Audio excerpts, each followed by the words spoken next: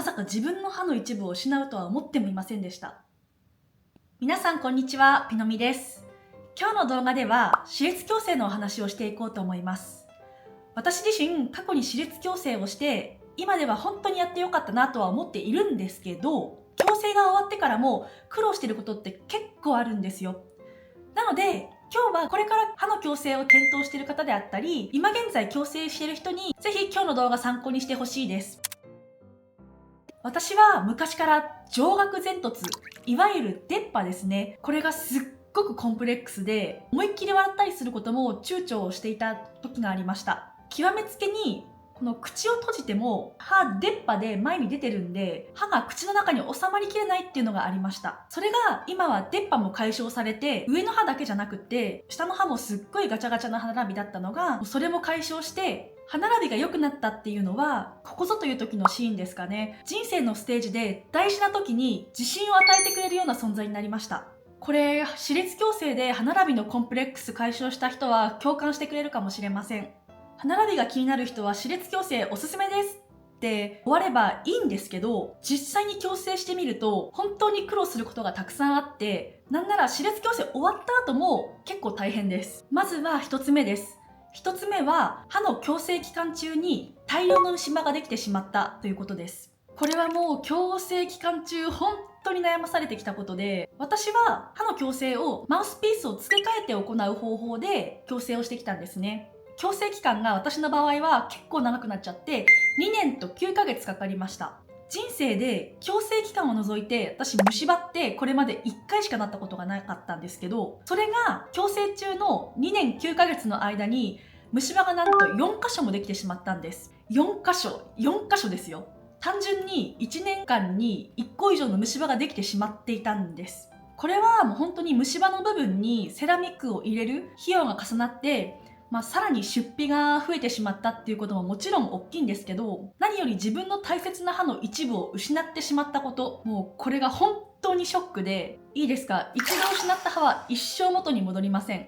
ここできっと皆さんの中に、私がこの矯正中に歯磨きとかケアしてなかっただけなんじゃないのって思う方いらっしゃるかもしれないんですけど、一段と歯のケアについては気を使って生活をしていました。マウスピースを1日20時間以上つける必要があるので、毎食ご飯を食べ終わった後とか間食をした後はですね、必ず歯磨きをしてその後マウスピースをしたり、あと毎日夜寝る前に歯磨きはもちろんフロスとマウスウォッシュをして、もうプラスして徹底して歯のケアを行ってきたんですよ。それでもやっぱり虫歯になった原因ってこの口の唾液、よだれがすごく関係してると思っていて、口の中の治安を守るには唾液って本当に大切なんですよ。矯正してる期間ってやっぱマウスピースで歯塞がれてるじゃないですか。その結果唾液が行き渡らずに、いつも以上に虫歯菌に対するバリア機能がなくなってしまったっていうのがやっぱり一番大きいと思っています。その結果、歯磨きとかフロスでは取りきれなかった歯についている汚れが、これが原因で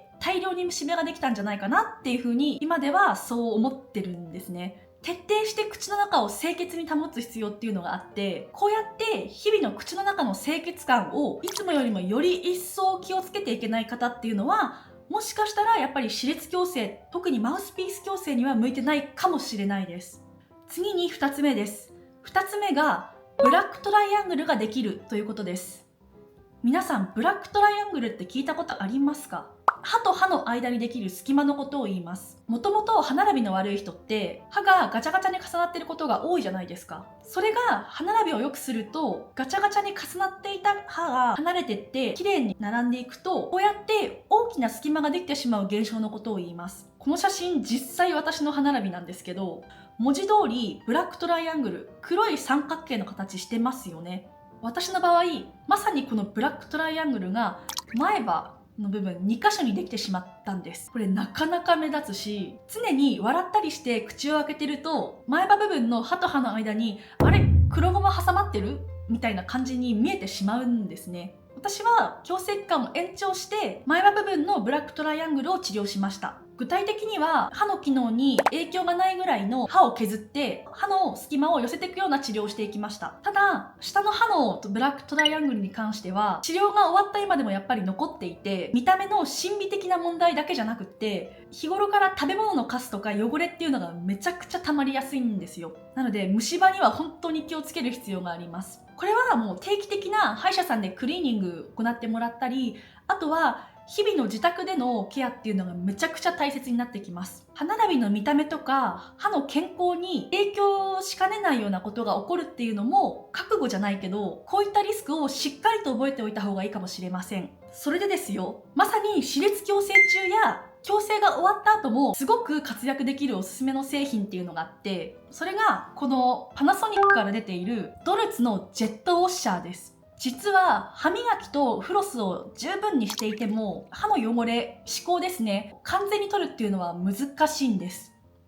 このジェットウォッシャー、水の力で汚れを飛ばしていくんですけど、この水流の中に気泡が入っているのがパナソニックの特徴で、気泡が弾ける時の力を利用して歯茎に負担をかけないで高い洗浄力があるっていうのがポイントなんです。大きな隙間のブラックトライアングルってフロスをしても一度で汚れを取るのが大変というか難しいんですよ。実際に歯磨きをしてフロスをした後にこのジェットウォッシャーやってみると、なんと歯と歯の間からまだ汚れが出てくるんですね。これ最初にこのジェットウォッシャー使ってみた時、毎日入念にオーラルケアをしていたはずなのに、あれまだ汚れがあるって衝撃でした。使用した後は取り切れてなかった汚れが落ちたからか、やっぱ爽快感かなりあります。注意点は周りに水が飛び散りやすいので口を少しすぼめて使うのがポイントです。ジェットウォッシャー自体防水仕様なので慣れるまでお風呂で使うといいかもしれません。水を入れるタンクの中まで丸ごと水洗いできるし、それぞれパーツを外して乾かせて洗えるのもポイント高いと思っています。やっぱり毎日使いたいし、使うものだからこそ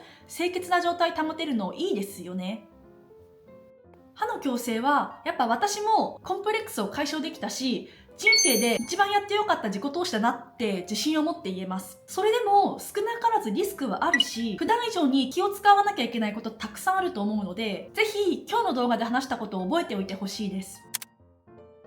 今日の動画少しでも参考になったよって方は高評価とチャンネル登録よろしくお願いします。それではまた皆さん次回もお会いしましょう。またねー。